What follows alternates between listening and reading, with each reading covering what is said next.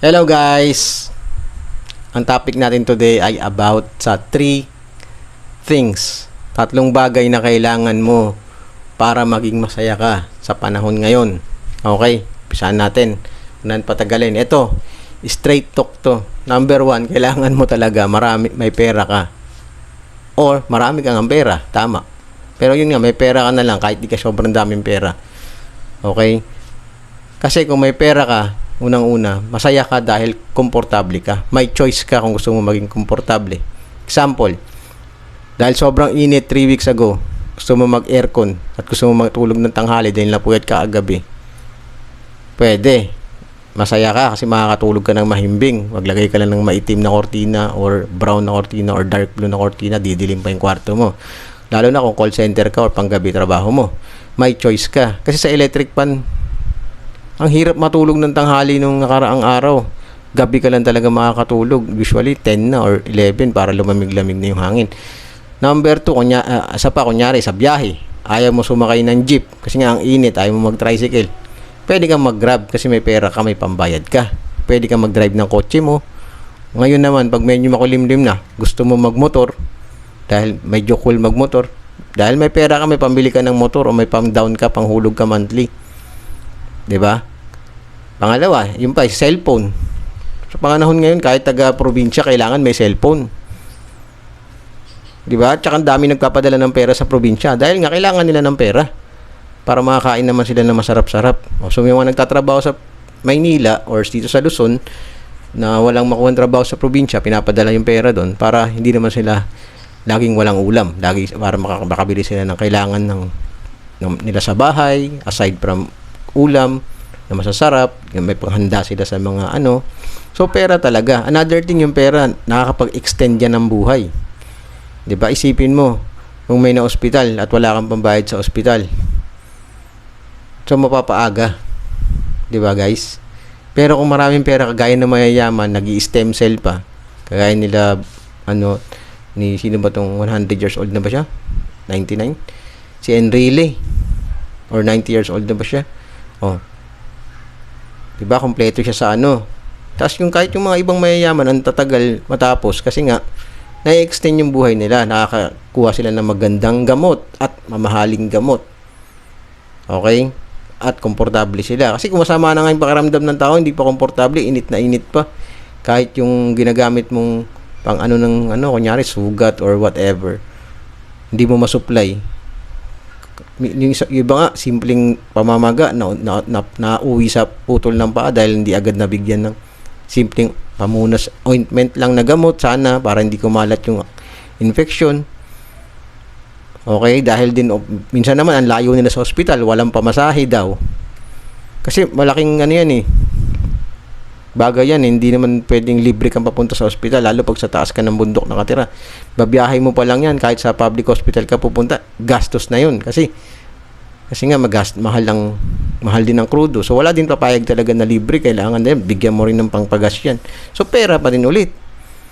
Okay, yung mga estudyante, yan, may cellphone na rin. Siyempre, masaya yung anak mo dahil makakasabay siya na may cellphone siya. Kung di mo siya mabibilan ng cellphone, mag-iipon siya. The moment na makabili siya ng cellphone, masaya siya. Pero nung wala pa yung cellphone, nalulungkot siya kung bakit hindi siya mabilhan ng parents niya ng cellphone. Pero mag-iipon yung bata, bibigyan ng parents, bibigyan ng mga kamag-anak, kung merong ganon, Pasko, iipunin niya yung pera niya, yung baon niya, at makakabili siya eventually. Pero hindi siya mabibili bukas ng tatay niya at nanay niya nang gusto niya ng cellphone. 'Di ba? Kung walang pera. So, madaming bagay na nabibili ang pera na magpapasaya sa'yo. Siguro, kahit nga sa love life 90% na siguro dyan, pera 'Di ba? Sundot na lang yung sweet ka, understanding ka. Kasi yung mga babae, gusto rin yan. Hindi naman kayo forever na magjowa. Pag nagmamature na kayo, 25, 30, paano nyo na magpakasal. Siyempre, isipin na nagkakaanak tayo Pag pagpapacheck up ba tayo ng anak natin, maglalakad tayo o magta-tricycle tayo o magkukotse tayo. Lalo na't madaling araw at umuulan, kailangan natin dalhin sa hospital para mapacheck up. 'Di ba? Mag-iisip yung babae. So, isipin na lang si Boss Vic Soto. 'Di ba? Happy si Pauline kahit na hindi siya yung unang asawa. Kasi may panggastos, may pera si Boss Vic. Isipin niyo na kung walang pera si Boss Vic, 'di ba? I'm not sure kasi galing naman siyang mag-handle ng mga girls, di ba? Pero yung status niya, yung pera niya, alam mo 90% 'yun. Kaya sila nagkatuluyan ni Pauline na napakagandang dalaga, di ba? Si Boss Cheese Escudero. Ayan. Dahil nga matalino daw, sabi ni Hart, di ba? At ka-level niya na pareho silang mayaman. Pero kung walang pera yan si Cheese Escudero at malaki din ang agwat nila kagaya ni Boss Big at ni Pauline, di ba? Hindi natin alam. Pero 90% nakatulong yung status niya at yung yaman ni Cheese Escudero. Pangatlo na lang yung sama yung talino at yung pagtsatsaga niya, naintindihin din si Hart. Okay? Nawala sa mga bagets na manliligaw ni Hart, di ba? So, yun. So, napakaraming bagay, napakalawak ng scope ng pera para maging masaya ka sa panahon ngayon. Money doesn't buy everything 100%. Pero kung 90 to 95%, di ba? Hindi naman pwedeng puro time ka lang. Time ka lang ng time, nandyan ka nga lagi. Wala ka naman pambayad. Di ba? Hindi pwedeng ikaw lang lagi nililibre. Kailangan may pera ka para makalibre ka din. Lalo pag birthday, kahit na birthday mo na lang, ikaw magpakain sa mga hindi pa laging ikaw yung pinapakain. So magiging masaya ka rin, proud ka rin sa sarili mo na nakapaglabas ka rin ng pera para mapakain mo yung mga bisita mo, malibre mo rin yung mga friends mo. 'Di ba? Kasi alam mo naman kung lagi kang palibre, patawa ka lang ng patawa, sagot mo lang ang patawa, alam mo naman at the end of the day may masasabi yan sa'yo, lalo yung mga tropa mo na 'di ba? Lagi ka na nagpapalibre. At yung feel mo na minsan ayaw ka na nilang kasama. So kailangan kung nalilibre sila, manlilibre ka din. May time ka rin para sa sarili, para sa'yo na ikaw naman ang mag-treat sa kanila. So kailangan mo ng pera ulit. Pera. Pag nasa school naman, kung nasa school ka, alam mo naman, pag wala kang pera, hindi ka minsan makasama sa mga lakaran. So, ganun din yung anak mo, pag wala kang pera, bilang magulang, di mo masupply sa anak mo, mahirapan din makasabay yung anak mo. Mas magiging masaya siya sa experience sa high school or sa college kung may pera nga naman. Di ba? So, lahat ng bagay, extend yung buhay, comfort ng buhay. So, ang daming bagay na magagawa sa'yo ng pera. So, kailangan mo talaga ngayon ng pera. Okay lang maging mukhang pera kung may ginagawa ka namang tama at pagsisikap na hindi ka nakakatapak ng ibang tao, may pangarap ka baga, okay lang yun. Magmukha kang pera kasi kailangan mo at the end of the day para sa family mo din yan. At unang-una, hindi lang sa family mo, para sa sarili mo. Okay? Kaya yung mga nagba-abroad dyan, papakahirap kayo dyan, pera na yan, unang-una, para sa'yo yan. Hindi para sa pamilya mo lang. Sa pamilya mo, i-share mo. Siguro 25% to 50%. Pero, huwag mo ibibigay lahat kasi para sa'yo yan. Unang-una na makikinabang dapat dyan, ikaw. Okay? Kasi, pag uwi mo dito at ubos na yung pera na yan, wala din nangyari sa pinaghirapan mo. So, kailangan, kung magbibigay ka, 25 to 50% lang. Kahit sa magulang mo or sa mga anak mo na naiwan. Pag uwi mo dito, dapat meron ka pa din. Kasi yun yung mga nangyari sa mga OFW na nag-abroad na nga. Kasi alam nyo guys, ang laki ng sakripisyo na mag-abroad ka kaysa sa dito ka lang sa Pilipinas. Doon pa lang yung homesick mo pa lang doon. Tapos, pagdating mo dito, 20 years, 30 years ka na nag-abroad. Wala ka man lang bahay. Nangungupahan ka pa rin. Di ka man na nakatikim ng kotse dahil or nasasakyan dahil binapadala mo lahat. Kaya hindi mo kailangan ipadala lahat. Ipunin mo yung sayo. Kasi kaya nagtatrabaho, kasabihin mo para sa pamilya mo, oo, pero unang-una para sa sarili mo yun. Self-development mo yun. To develop yourself. Yung status mo. Sa experience mo. At saka siyempre, pag uwi mo dito, may pambili ka ng investment mo na lupa or sarili mong bahay. Gusto mong paupahan. Ganon. Number 2. Kailangan mo yung health mo. Kalusugan. Paano mo i-enjoy yung pera mo kung hindi ka nakakatayo? Naka-wheelchair ka na lang, patulak ka ng patulak. Well, di ka naman mag-happy kung sanay ka na dun. Pero mas gusto mo, syempre, naglalakad ka, nakakapag-jogging ka, magtatrabaho ka lang kung gusto mo. Or kung nagtatrabaho ka naman talaga, okay lang yun. At least, pag Saturday, Sunday, makapag-jogging ka, makapag-gym ka, makakapunta ka, kung saan mo gusto. So, may health ka. okay yung health mo. So, dalawang health yan. Physical health at saka mental health. Kailangan nasa tamang pag-iisip ka rin. Paano mo mga enjoyin yung pera mo kung wala ka sa tamang pag-iisip? 'Di ba? Depressan ka naman. So, kailangan healthy yung isip mo, healthy rin yung katawan mo. Kasi iba dyan, daming pera, anak na mayaman, pa-depressan. Gusto pang tapusin yung buhay nila. Kasi gaya-gaya lang, pa-depress na kunyari, hindi nila naisip gano'ng ka-importante yung buhay. 'Di ba? So, yun. So, kailangan mo huwag ka magpapatalo sa depression or kalungkutan or kung ano man yung negative na yan. Dahil kung meron ka na ng pera, meron ka pang health, nakakatakbo ka, nakakatalon ka, napakalaking bagay niyan. Di ba? Ang kalaban mo lang sa mental health mo ay sarili mo. Huwag ka na magpapatalo. Pero usually, nagpapatalo yan kasi nga sa mga habit mo rin yan or pinapanood mo kaya ka na-impluensyahan eh. So, wag kang magpanonood ng mga emo-emo na yan. Mga puro malungkot lang ang gustong pakinggan na tugtog, mga ganun. Lalo yung mga high school, mga college na naapektuhan ng ganyan. So, guys, kailangan health. So, kunyari, medyo na dinungkot kayo, na-depress kayo. Mag-exercise na kayo, mag-jogging kayo ng sobrang pagod. Or mag-gym kayo na sobrang pagod hanggang sa feeling nyo, sobrang pagod nyo kakatakbo, hindi na kayo makahinga. Doon lang matapos mo lang yung hingal mo na makabalik ka sa normal na paghinga, mararamdaman mo masaya ka na nga, yun pa lang, doon pa lang masaya ka na kasi parang kala mo mamamatay ka na sobrang hingal, di ka na makahinga. Tapos then after nyan na maka-recover ka na ng hinga mo, lalabas naman yung mga positive mood sa ating isip ay sa ating brain. May hormones kasi tayo, mga good hormones okay. So, same yan ng mga good hormones na pag kumain tayo ng masarap, nakakuha tayo ng mga heart, mga magandang comment, like sa Facebook. Okay, may nag-comment na maganda, ganun, madaming nanonood sa mga mo. So, nadadagdagan yung good hormones mo.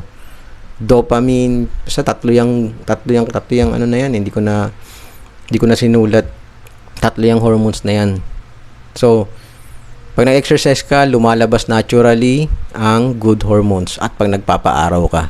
So, pag hindi pa masakit yung araw, siguro hanggang alas 7 kasi tag-init ngayon. Pero pagka tag-ulan na, tapos may araw naman na walang ulan, mga hanggang alas 8 hanggang alas 10 pwede, basta malamig pa, hindi pa masakit sa balat. So, kailangan health, kalusugan, mental health, tsaka physical health. Okay? At pangatlo na kailangan mo para maging masaya ka sa panahon ngayon, kahit naman dati pa, family mo, syempre. 'Di ba? So, hindi pwedeng nasa abroad ka ng forever. Kailangan mauwi ka talaga dito sa Pilipinas. Kasi hindi mo naman kayang immigrate lahat yan Pati tito mo, pinsan mo na paborito mo laging kasama na parang best friend mo na rin na barkada mo. 'Di ba? Hindi mo naman pwedeng ma-migrate yan. Usually, ma-migrate mo lang immediate family. So, kung nag-abroad ka at may katapusan yan sa plano mo, uuwi ka din at makasama mo yung pamilya mo. Okay? So, family. Kasama sa family yung friends din. So, yan yung social life mo Masaya tayo dyan, di ba? Minsan pag namimiss natin yung tropa, kita-kita, iinom, or tatambay lang, punta sa mall, manood ng sine, imbitahin sa mga binyag or celebration. Okay? Siyempre, kasama sa family, yung magiging family mo rin, yung jowa mo, yung girlfriend mo, boyfriend mo. So, yun. Yan magpapasaya din sa'yo kasi yan magbibigay sa'yo ng inyong anak, di ba? Mag-i-extend ng iyong existence. Di ba? Yun yung mission natin sa mundong ito according to the Bible. Go to the world and multiply. Di ba? So, hindi pwedeng, lalo na ngayon, ang tatagal na mag-anak ng mga tao. Diba? Kasi nga, dati overpopulation, ngayon naman, pakulang na sa population. So, kailangan na nga ngayon magdagdag na. Kasi, ang tao kasi ngayon, lalo na high-tech nga tayo, diba? Balik nga tayo sa pera. Gusto pa, pan-travel. Yung iba, magte-30 na, ayaw pa mag-asawa kasi gusto pa mag-travel muna. Okay? So, pero mas importante, lalo kung babae ka, kailangan unahin mo yung purpose mo sa life, 'di ba? Kailangan mo magbigay ng anak na magtutuloy ng existence mo at saka ng lalaking mapapangasawa mo. Yan ang purpose talaga ng babae. Okay? So, hindi sa babae, kaya usually sa babae, nagkakarir sila pero kailangan dyan may katapusan ng karir ng babae. Kung hindi man, dapat mag-anak kayo, hindi yung unahin yung puro ipon, lalo sa panahon ngayon. Okay?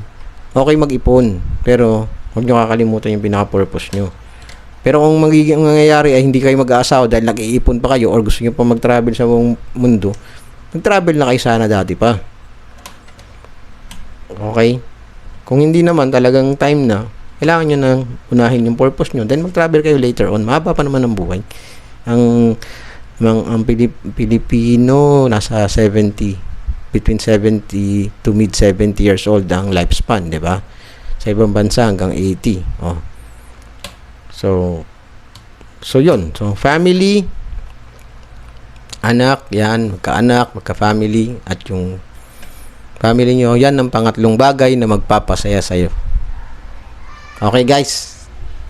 I hope malinaw yun. Recap natin, ha. Kailangan mo ng pera. Kailangan mo ng health, kalusugan. Kailangan malusog ka.